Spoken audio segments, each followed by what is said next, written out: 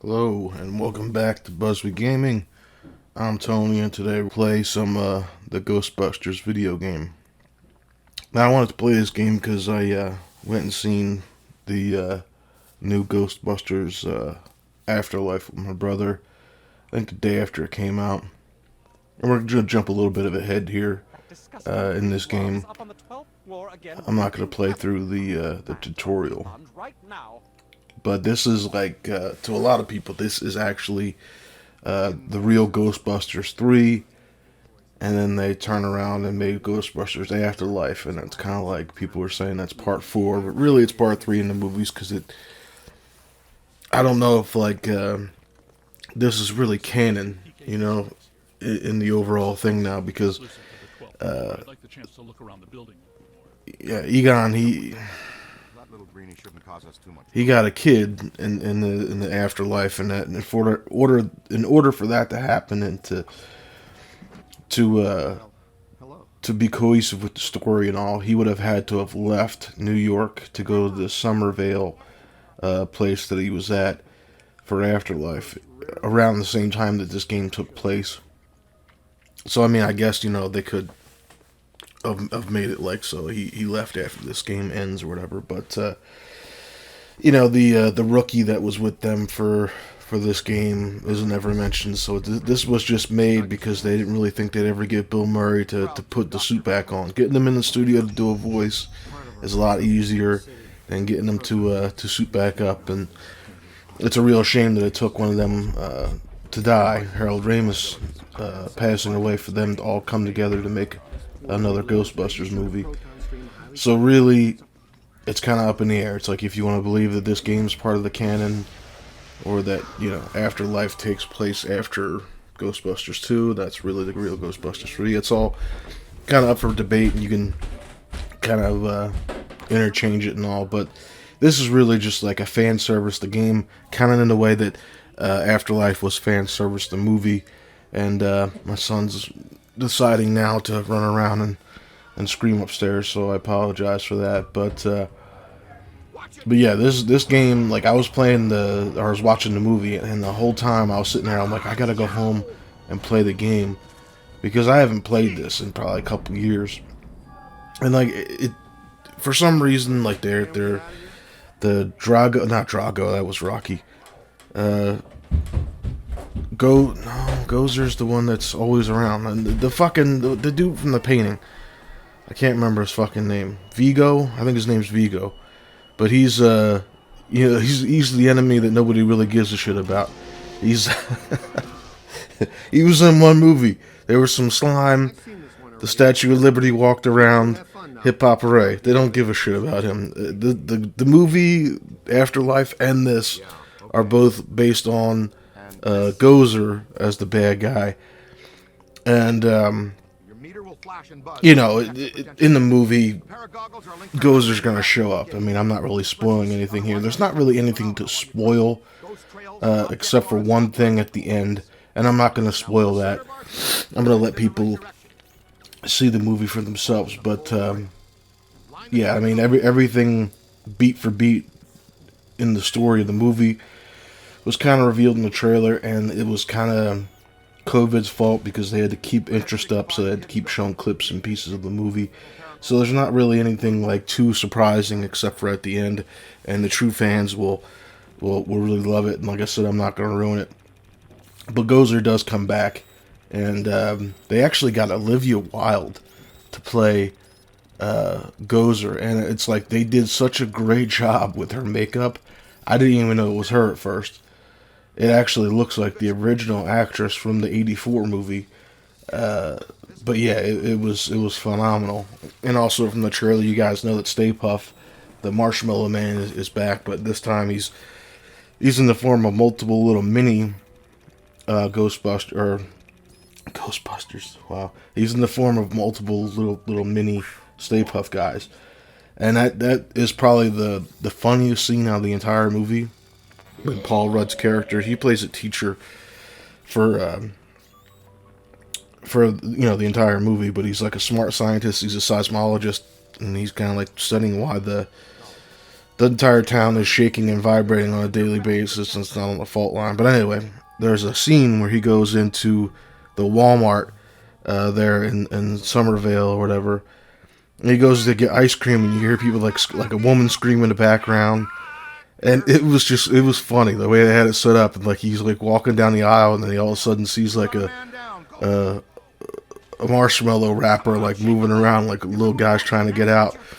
And he eventually splits the package and he pops out. It was like, it was funny as shit. Like I was laughing my ass off because like it's just one little guy at first because you don't realize how bad the problem is. And he gets out and he like pokes him, like Paul Rudd like pokes him in the butt, like kind of like a Pillsbury Doughboy. And he turns around and he has like a little pissed off look and he like goes back to being cute again. And Paul Rudd tries to like rub his cheek, and he fucking bites him. It was funny as hell. The entire movie was good, but I guess in order to really get it, because there's some people out there that just go to see it because it's Ghostbusters and they're taking their kid. But there was plenty of scenes in there that a lot of people just it was funny and there were references, but a lot of people didn't laugh, and I think it was because they didn't understand that maybe this is probably the first Ghostbusters movie they've seen. But overall, I think the best thing to do, even if you love these movies and you've seen them 1,000 times, just like go back and watch the first one and the second one. Mainly the first one, because really, and a lot of people are saying this, a lot of fans are saying this, that the movie is kind of like, might be doing like a Halloween 2018 thing where they're making this is like a direct sequel to the first movie. So like the second movie doesn't really exist. I don't think that's the case, because there's a few references in there of Ghostbusters 2. And this is very much like it's a fan service to the movie, like I said before. So there's little bits and pieces sprinkled out, little references. But the people that are saying like, Ghostbusters 2 didn't happen in the Afterlife universe. Afterlife universe, chronologically, this is the third movie, and it's weird. Some people just get these weird theories, and it would have been nice if they actually would have explained a little bit more, maybe like showed like past references, things, maybe had them splitting off from each other and things like that. You don't really find out what happened to these characters over the last 30 years until about the start of the third act or the end of the second act.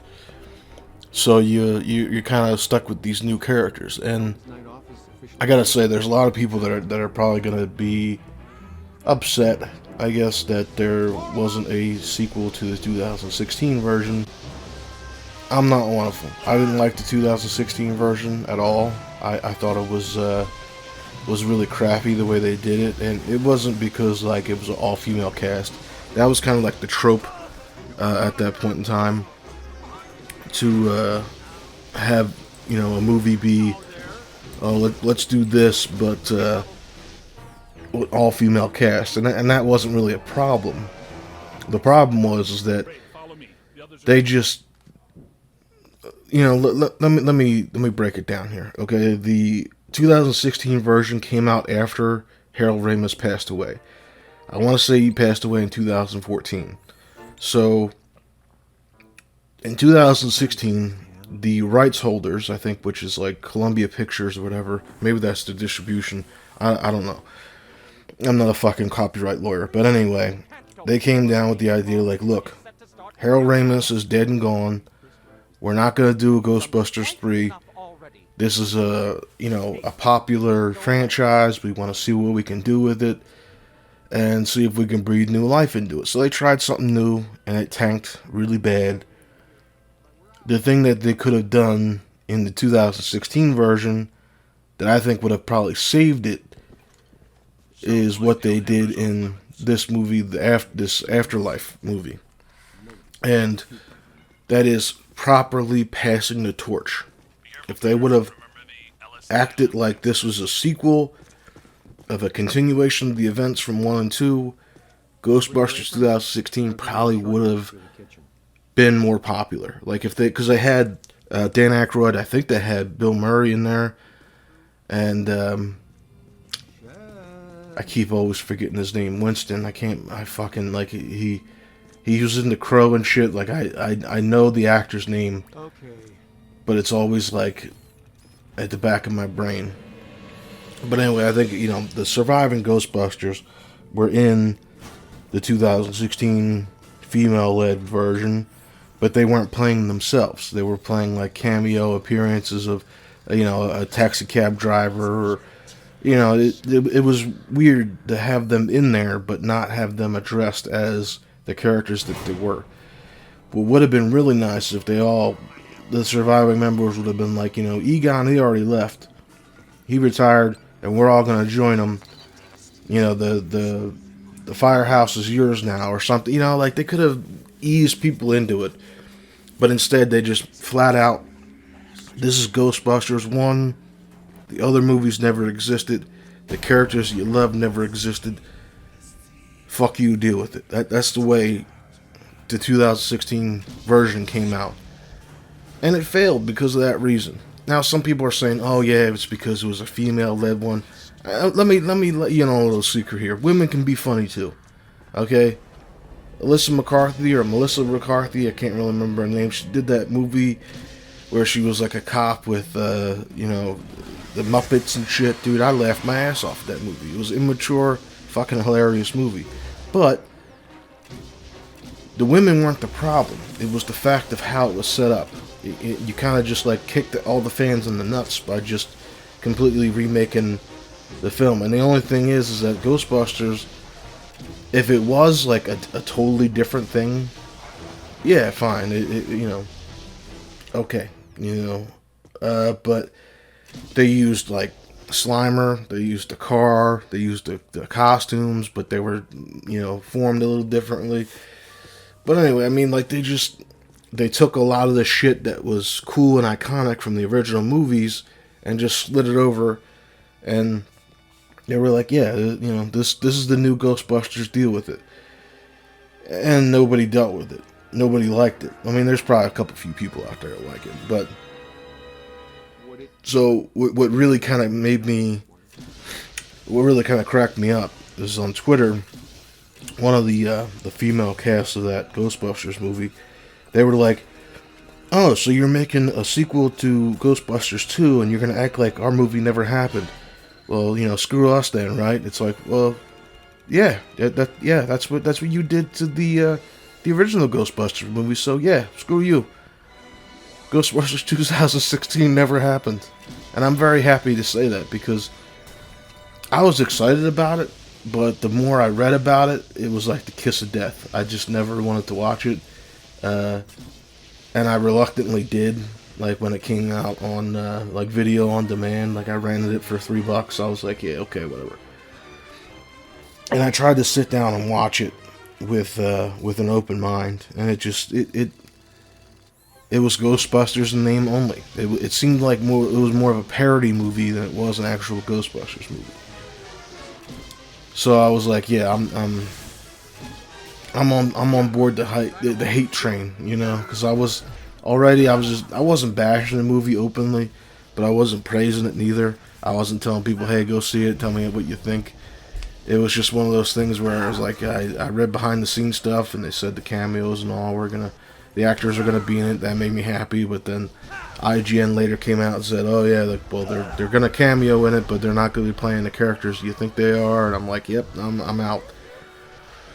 So I didn't really think there was much hope for another Ghostbusters movie, because I kind of thought that the IP was going to be like dead, because you had, one legendary movie, one good movie, and then, got dick for a couple years, and then you got this remake / reboot, and it tanks. So I was like, oh man, this is going to be like, Terminator Dawn of Fate. The franchise is dead and buried. Thankfully, like I said, we got this game right around that same time, so it was like continuing on the original story. But then when they announced, like, I didn't believe that Ghostbusters Afterlife was even real, because it was just like a flash in the pan thing.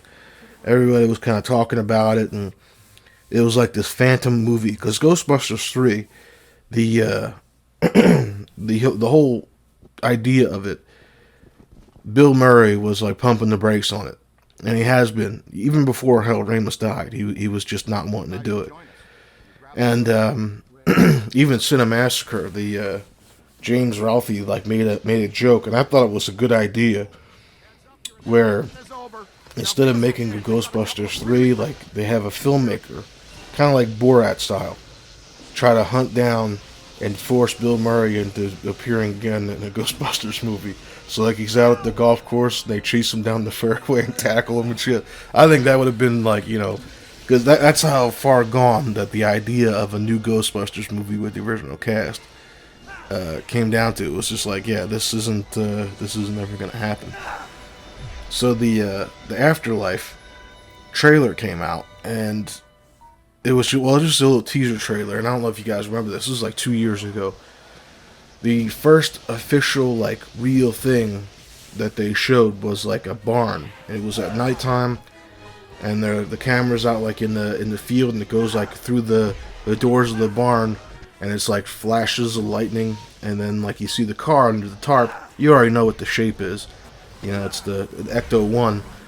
And then you see like the wind flap open the tarp, and it comes up and shows the Ghostbuster symbol, and then it cuts to black, and that's the teaser. Just that teaser right there had a lot of people hyped up. And then the press came out that they were like, well, this is going to be a direct sequel to 2. And Harold Ramis isn't going to be in it, but he's going to be honored, and he's going to be a part of the movie. I mean, obviously he's not in it because like I said, he passed away. There is a surprise at the end, a little certain cameo, but like I said, it's really cool how it comes together. And he's like, they have a stand-in for him because in the beginning of the movie, he's like, when he's Harold Ramis's character,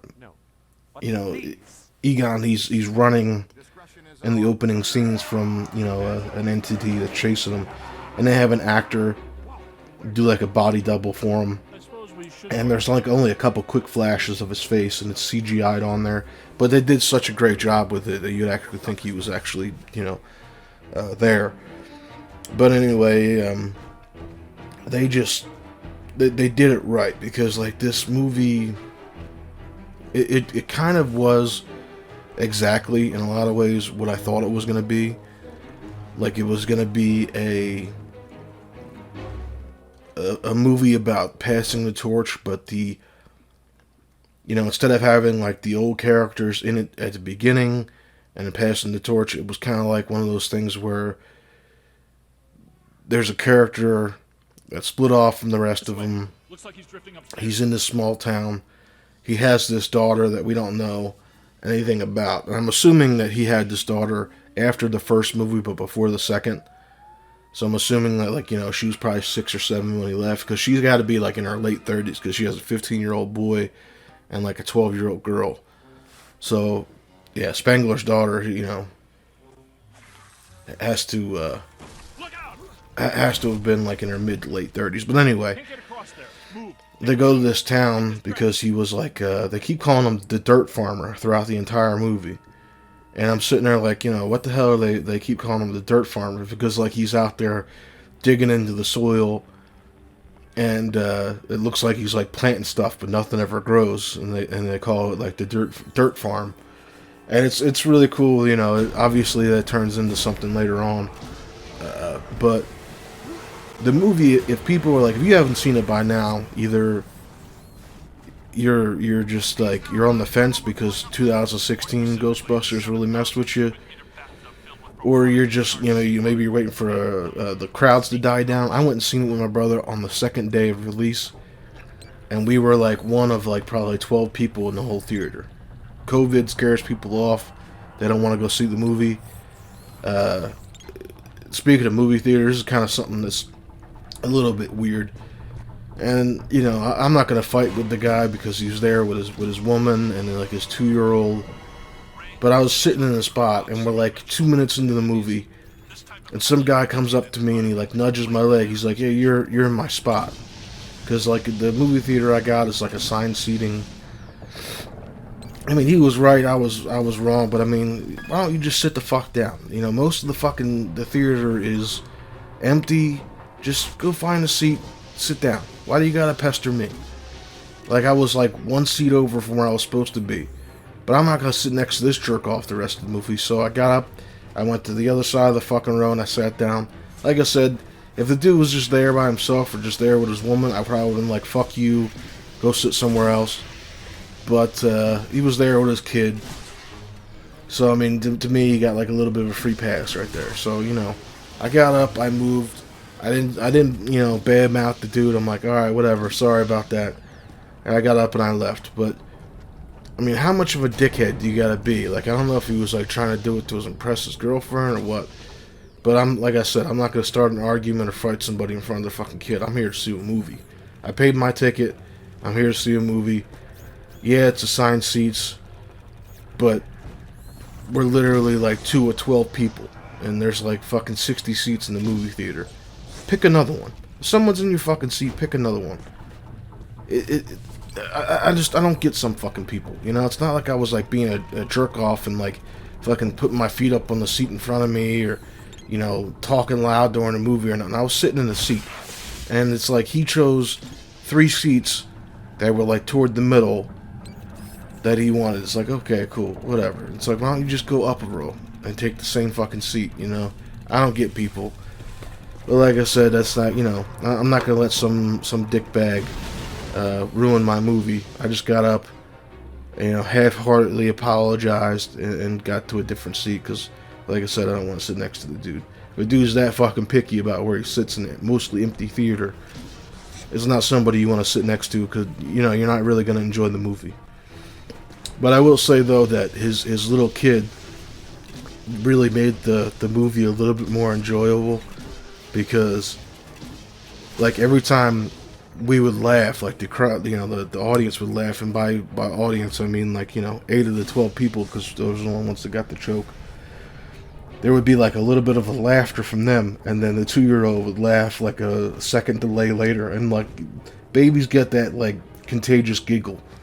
So, like, there would be like laughter, and then like a little kid, hee hee, and then there would be more laughter again, and then the little kid would laugh again. It was that just having that little guy or little girl in that movie laughing like that kind of just made it all the more better because it just made it a little bit more hilarious. But yeah, if you're on the fence about seeing this movie, don't be. I would say definitely go see it. I clapped, I laughed, I teared up a little bit, and all those things are kind of hard to make me do in a movie because, like, I know all about the movie making process. I know what they go through. I know that some scenes are shot before others to make certain scenes. You know, it's unusual, even for like a good stand-up comic, to make me chuckle or giggle or have a genuine laugh. Sorry, I went through a momentary piece of puberty right there, a voice crack. But to have anything genuinely make me laugh is a really hard thing to do, or genuinely have like an emotional response to it. It is quite difficult. In this movie, you know, like I said, that scene with the Walmart was, there goes puberty again. But, you know, that really had me chuckling.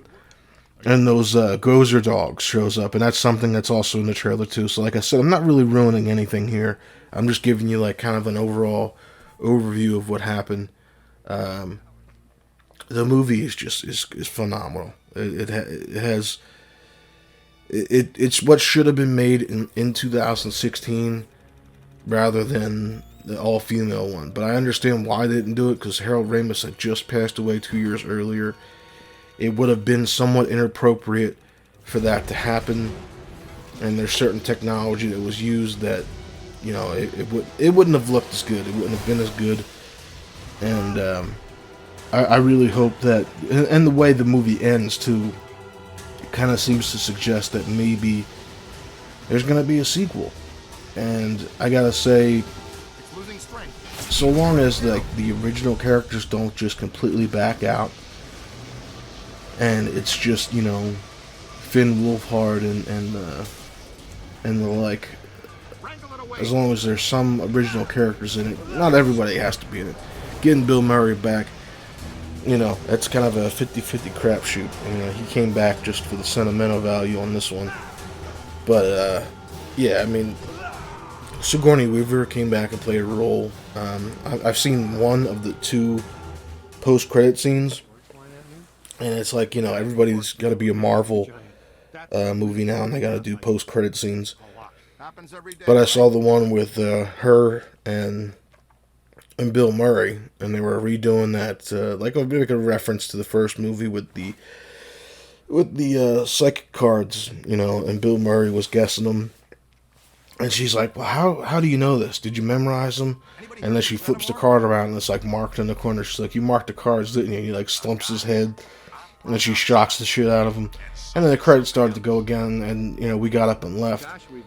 And, you know, I thought that was it, but it's like I said, everybody has to be like Marvel, and they gotta wait till the very end of the credits. It's like, if you got some post-credit shit, do it all at once. Don't do that, like, you know, first credit, and then a cameo, or a post-credit scene, and then do the full fucking 4-minute credits, and then have another post-credit scene. Nobody's gonna fucking stick around for that. Just do it all there at once. Both post-credit scenes could have happened. You know, you wipe your hands and you go. Because there's fucking people that work at these movie theaters. They gotta, like, you know, take out the trash and sweep everything and get shit all ready for the next movie.